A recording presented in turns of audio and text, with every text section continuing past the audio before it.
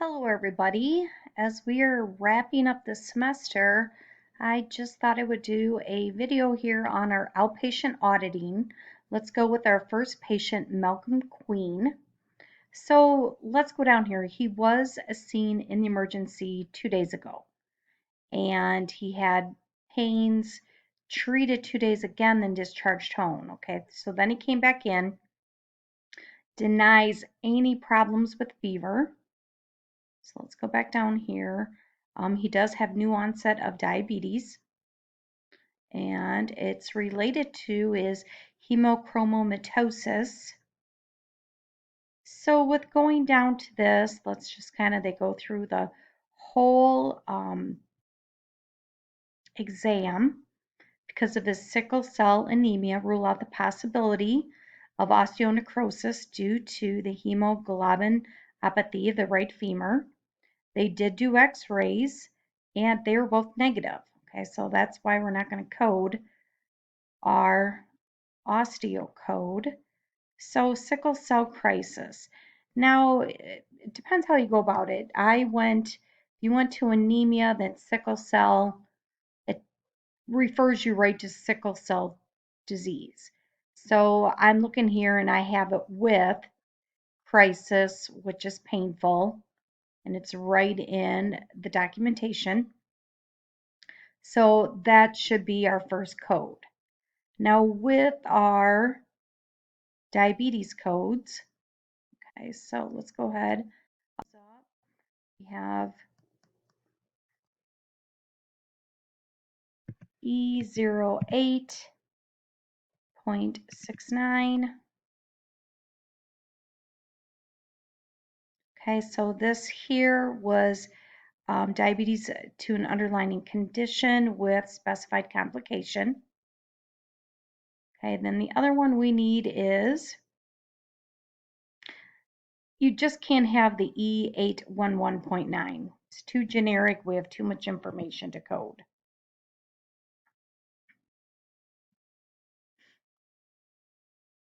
So then we also have E83.118, which is our diabetes here with the hemo. Okay, going back into it. You can read through it here. But anyway, I did say it already a little bit earlier in the video. Okay, so then here is our atrial fib, chronic atrial fib, which everybody did a good job on that.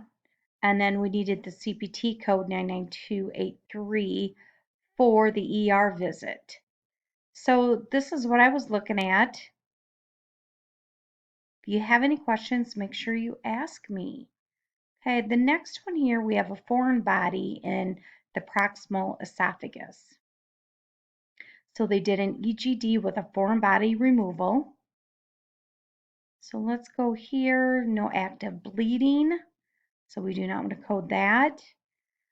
We do have a small fish bone. It was removed. Okay, then they went to the stomach. The duodenum showed sign of duodenitis. A biopsy was obtained. The endoscope was removed. Procedure was tolerated.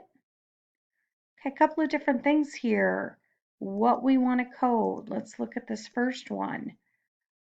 A lot of you had the T code, some of you did not. But you want to go with the foreign body. And I did accept if you had 0.9 here. So we have foreign body in other parts of the alimentary tract. Okay.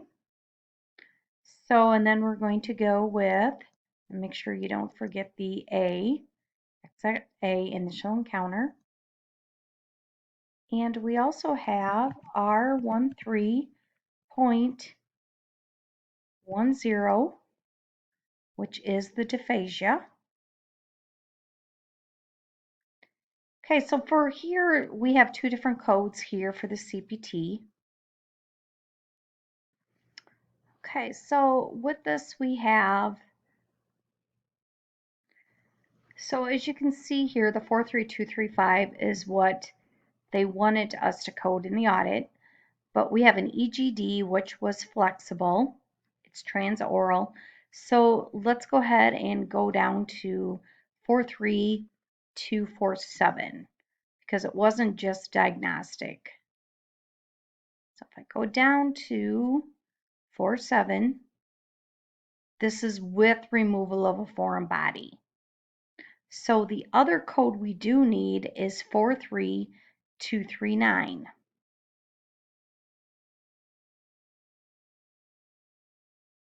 Let's go back up with the biopsy.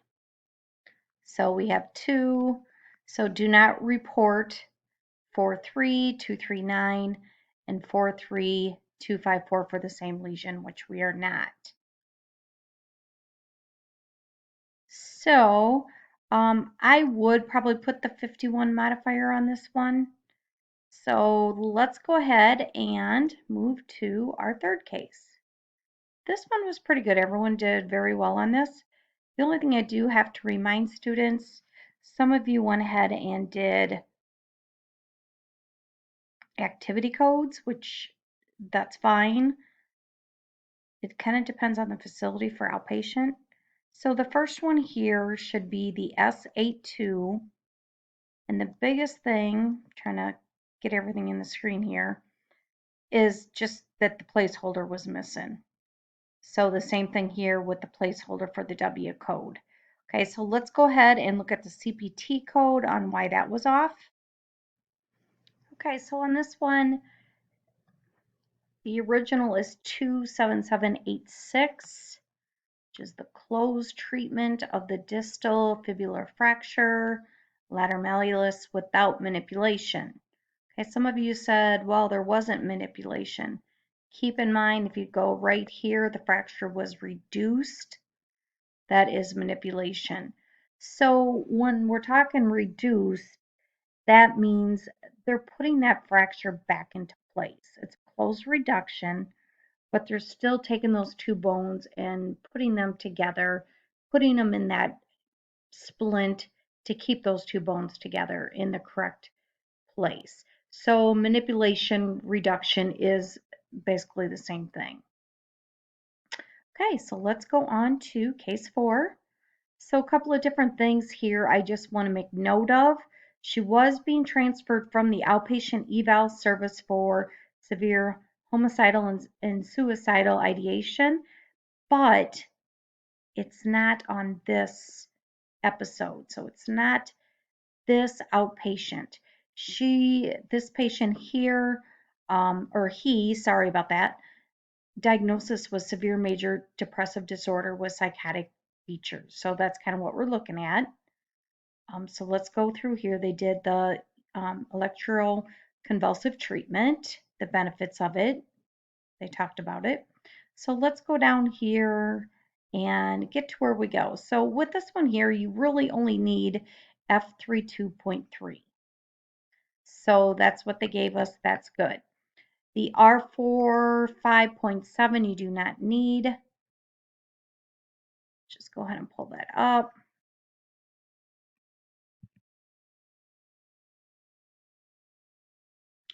R4 5.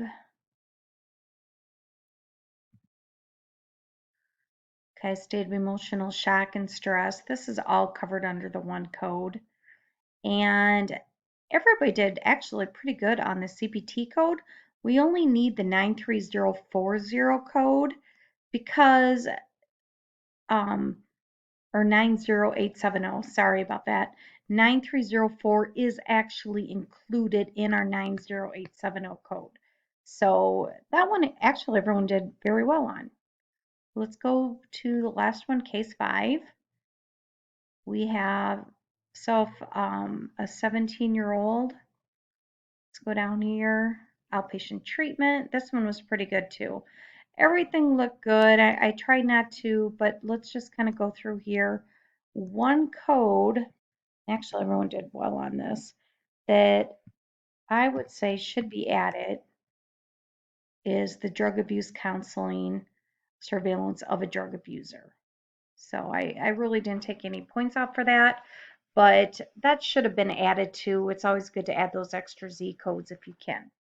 So please let me know. I know we're getting close to the end. Everybody's doing well. Keep up the great work. And let me know if I can help you with anything.